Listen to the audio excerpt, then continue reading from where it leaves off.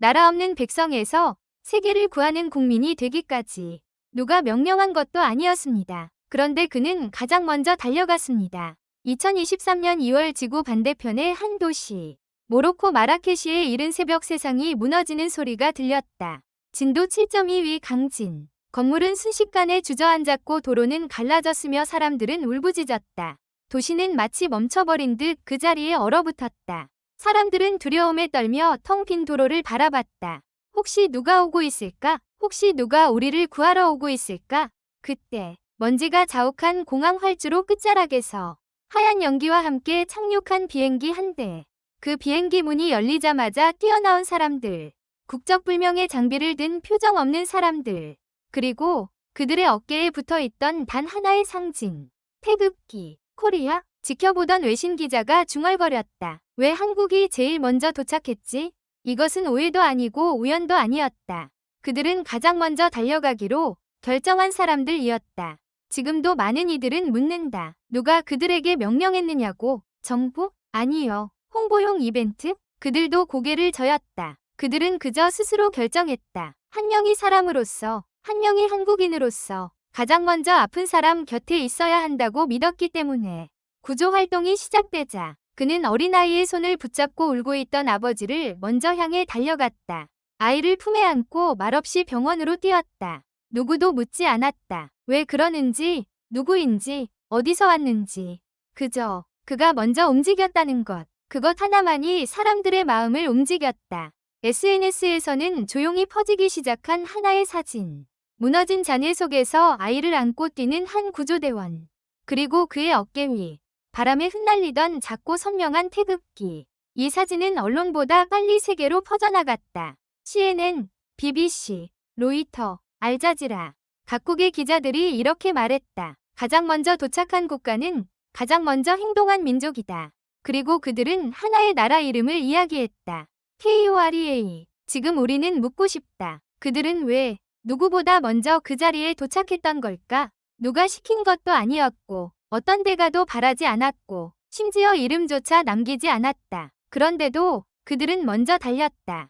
그 이유는 단 하나. 그것이 한국인의 방식이었기 때문이다. 전 세계는 지금 말하고 있다. 한국에게 배워야 한다. 그렇다. 이야기는 구조에서 시작됐지만 이해는 한 민족의 정신으로 이어진다. 그리고 오늘 우리는 그들의 그 정신이 어디에서 왔는지를 차근히 깊이 함께 들여다보려 한다. 그가 택한 하루 2023년 9월 9일 모로코 마라케시 외곽. 건물이 무너졌고 땅은 갈라졌고 사람들의 비명은 끊이지 않았다. 밤새 이어진 여진으로 누구도 안심할 수 없던 새벽. 현장은 공포 그 자체였다. 그러나 해가 뜨기도 전 먼지 낀 활주로에 착륙한 낯선 비행기 한 대가 있었다. 그리고 곧 이어 단정한 유니폼을 입은 구조대원들이 조용히 모습을 드러냈다. 그중 한 사람, 김윤호, 37세, 한국국제긴급구호대 소속 구조팀 리더. 그는 공항 바닥에 발을 디딘 순간 주변을 둘러봤다. 모든 것이 낯설고 무너져 있었다. 하지만 익숙했다. 그는 이미 8개의 재난 현장을 경험한 베테랑이었다. 하이티, 네팔, 인도네시아, 튀르키예. 그러나 오늘 그는 무언가 다름을 느꼈다. 오늘은 더 빨리 움직여야겠다. 오전 615. 구호본부는 아직 제대로 설치되지도 않았다. 현지 당국은 혼란에 빠졌고 구조 요청은 밀려들었다. 윤호는 망설이지 않았다. 장비 챙깁니다. 바로 이동합니다. 팀원들도 한치의 주저함 없이 뒤를 따랐다. 그들이 향한 곳은 마라케시 외곽의 작은 마을. 파라오단이라는 이름의 낯선 땅이었다. 오전 742. 도착한 마을은 말 그대로 폐허였다. 무너진 건물 사이 돌더미 아래.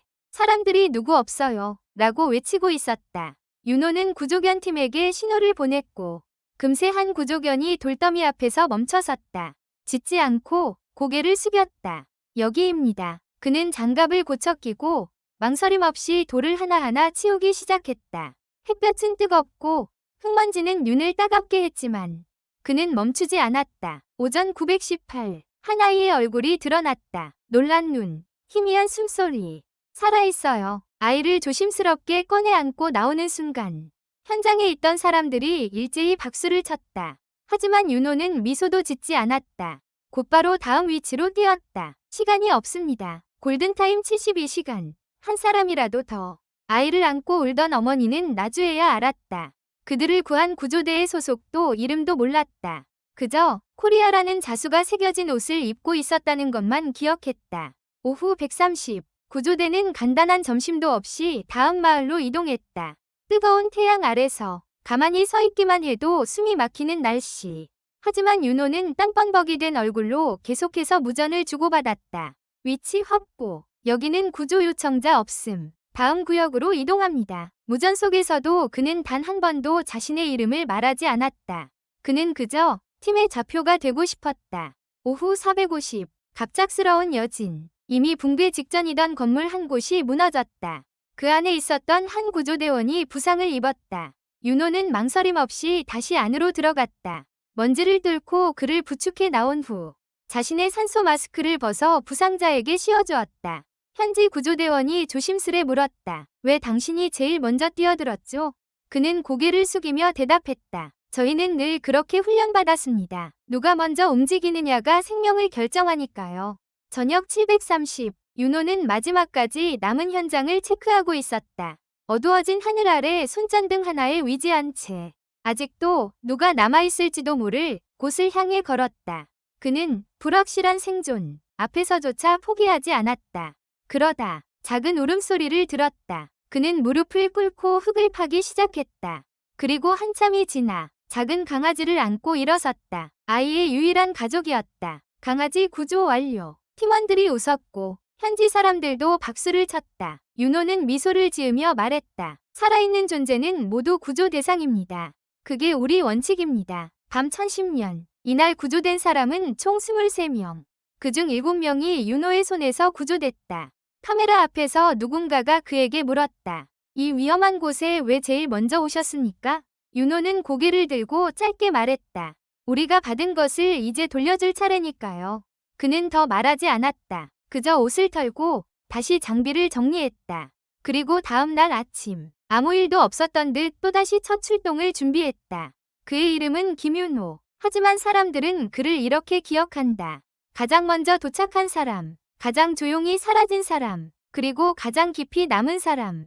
그가 남긴 한마디. 밤 11시 20분. 모로코 마라케시 외곽의 구조본부 텐트 안. 전 세계 구조대원들이 피로에 찌든 얼굴로 하루를 정리하고 있었다. 김윤호 대원도 마침내 철제 의자에 앉았다.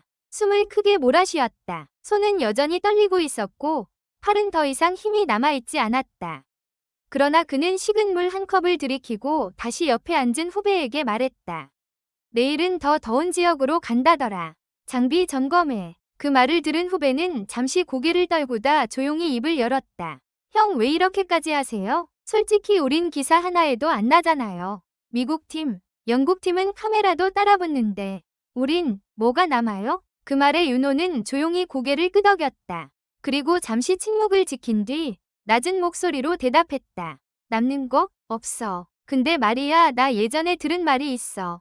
그는 하늘을 올려다봤다. 별이 무성한 모로코의 밤하늘. 그 하늘 아래서 그는 오래전 기억을 꺼냈다. 2004년 내가 처음 재난 현장 갔을 때 네팔이었어. 큰 산사태였지. 다들 무너진 집 앞에서 절망하고 있었는데 거기서 내가 구조한 할머니가 있었거든. 내가 손을 내밀었을 때 그분이 울면서 내 손을 꼭 잡더라. 그리고 이렇게 말했어. 내가 신을 기다렸는데 당신이 왔네요. 그 말을 듣고 후배는 아무 말도 하지 못했다. 윤호는 웃으며 말했다. 난 그날부터 결심했어. 누가 어디선가 신이 와주기를 바라고 있을 때 내가 가장 먼저 도착하는 사람이 되자고. 다음 날 아침 마지막 구조 현장 9월 10일 오전 6시 마라케시에서 20km 떨어진 고산지대. 전날보다 더 험한 지형, 더 강한 여진의 가능성. 이곳은 현지 구조팀도 진입을 꺼려하던 곳이었다. 그러나 김윤호는 망설이지 않았다. 우린 들어갑니다. 그와 4명의 팀원은 트럭도 들어가지 못하는 골목을 장비를 짊어진 채 걸어서 들어갔다. 낮은 건물 무너진 담벼락, 그리고 멈춘 시간. 그곳에서 그는 아주 미약한 신호를 발견했다. 무너진 벽 틈 사이 희미하게 흔들리는 손가락 하나. 신속하게 움직였고 40분 만에 한 할머니를 구조해냈다. 그녀는 말을 잃은 듯했지만 눈물을 흘리며 윤호의 손을 두 손으로 꼭 잡았다. 그리고 작은 목소리로 말했다. 코레아 감사해요. 현지 기자의 인터뷰. 구조를 마친 윤호가 본부로 돌아왔을 때 한 현지 기자가 인터뷰를 요청했다. 카메라 앞에 선 그는 민망한 듯 모자를 고쳐 썼다. 기자가 물었다. 왜 그렇게까지 하세요? 이곳은 당신 나라가 아니잖아요. 그는 한참 생각하다가 조용히 대답했다. 예전엔 저희도 이랬어요. 나라가 너무 가난해서 외국에서 오던 구호품만이 생존의 유일한 희망이던 시절이 있었죠. 어린 시절 우리 엄마는 미군이 주고 간 분유로 제 동생을 키우셨어요. 우리도 도움을 받았어요. 그는 말을 멈추고 고개를 들었다. 그래서 이제 우리가 움직이는 거예요. 받은 걸 돌려주는 겁니다. 이름도 남기지 않고 뉴스에 나오지 않아도 괜찮아요. 한 명이라도 더 구할 수 있다면 그걸로 충분하니까요. 눈물의 순간, 그리고 작은 사진 한 장. 현장에 있던 어느 자원봉사자는 윤호가 구조해낸 아이가 위식을 되찾고 윤호의 손을 꼭 붙잡은 장면을 사진으로 남겼다. 사진 속 윤호는 아무 말도 없었고 아이 역시 말을 잃은 듯 눈을 깜빡이며 그를 바라보고 있었다. 하지만 그 손에는 말보다 많은 것이 담겨 있었다. 당신이 와줘서 감사합니다. 그 사진은 며칠 뒤 SNS를 통해 전 세계로 퍼졌다.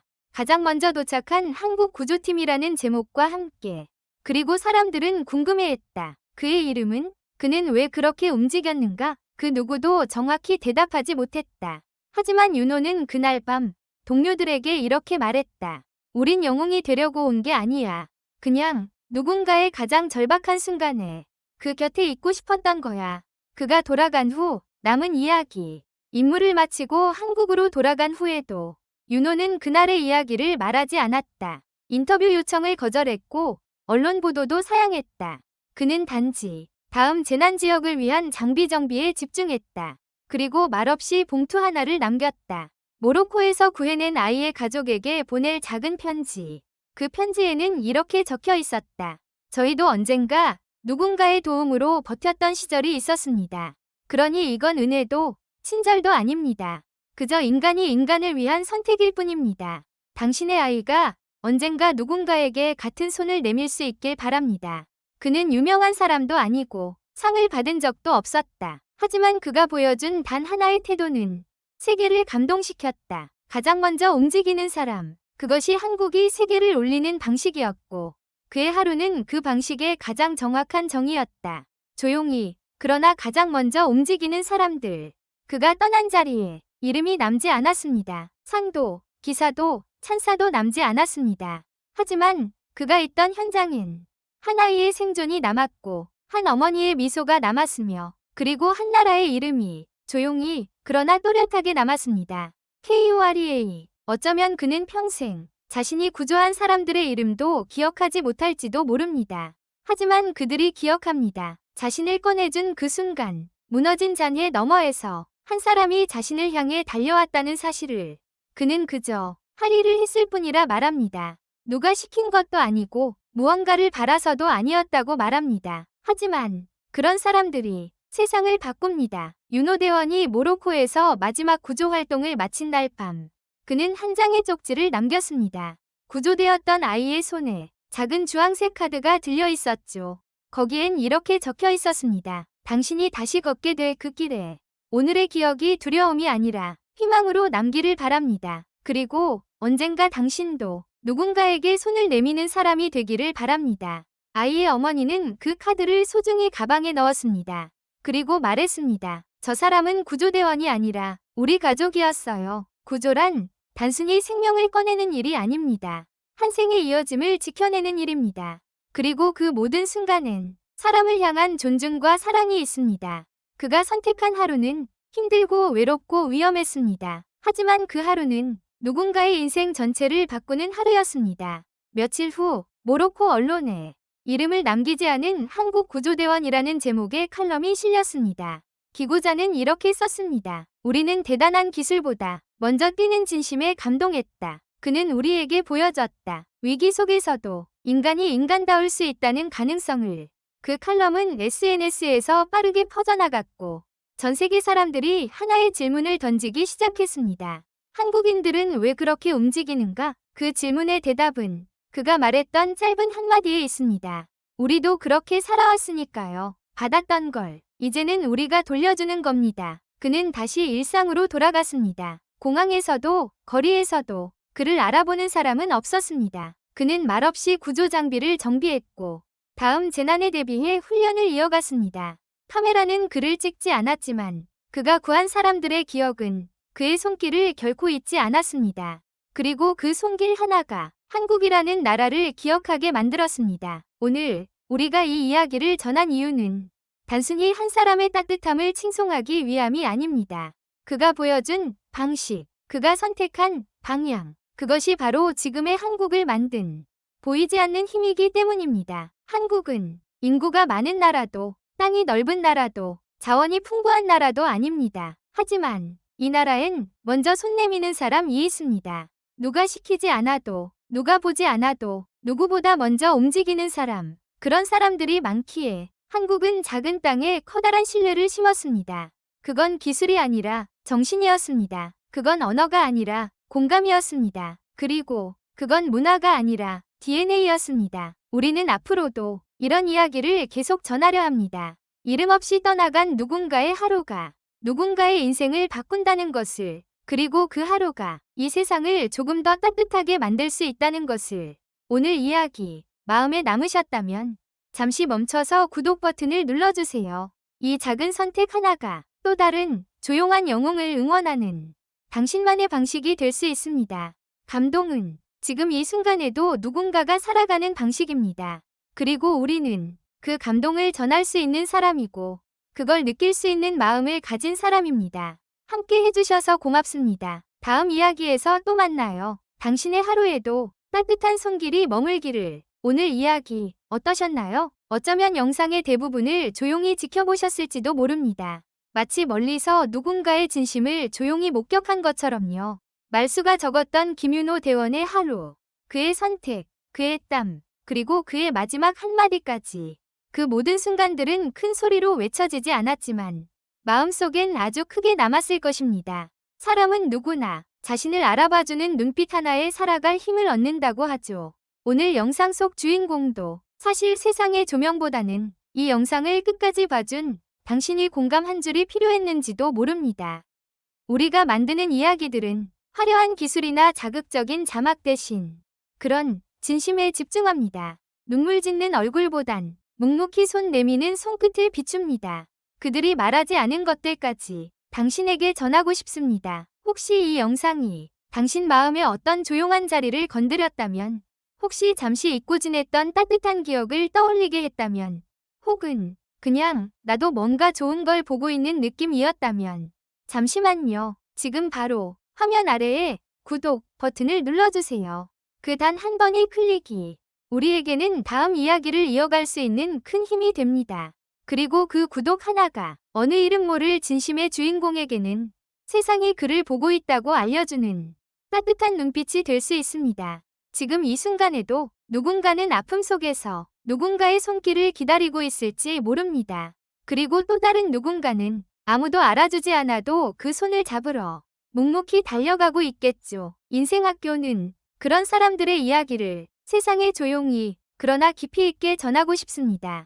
눈에 띄진 않지만 마음속엔 오래 남는 이야기들, 혼자 보기엔 아까운 진심을 당신과 함께 나누고 싶습니다. 그 여정을 함께 해주시겠어요? 인생학교는 세상이 너무 바빠서 스쳐 지나가는 소중한 감정들과 따뜻한 순간들을 당신의 마음에 매주 선물처럼 전해드릴게요. 좋아요와 구독, 그리고 댓글로 함께 해주세요. 당신의 한마디가 우리에게는 무엇보다 소중한 응원이 됩니다. 다음 이야기에서 다시 만나요. 당신의 하루 끝에 늘 따뜻한 배움과 여운이 머물기를 바랍니다.